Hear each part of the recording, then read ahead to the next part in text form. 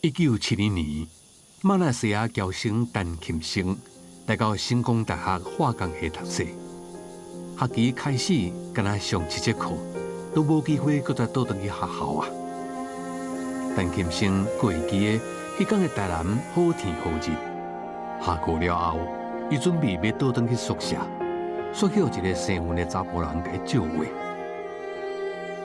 这个人甲陈琴生讲，伊有一个同乡的亲戚来台北，想要招伊上北，所以陈琴生就对这个查甫人上车。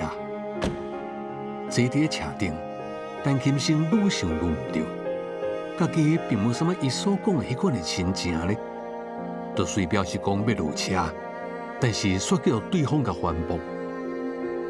一声，陈琴生发觉讲可能是坐落贼车。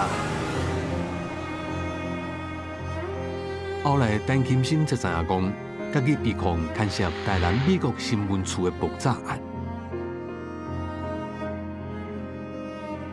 理由是伊惯是读英文的报纸，所以真正去美国新闻处，害伊煞来变做嫌疑犯。那政治单位嘛为了业绩，找对伊家来啊。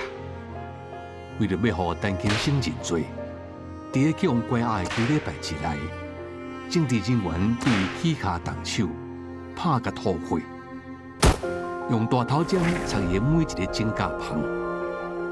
这段期间，陈琴生捌自杀几啊摆，但是拢失败。一直到李娥为顶条自首爆炸案，才暂时结束折磨。但是陈琴生安怎嘛想袂到讲，更较大的恶梦要伫后壁停候伊。若是思念，就伫公司大舞台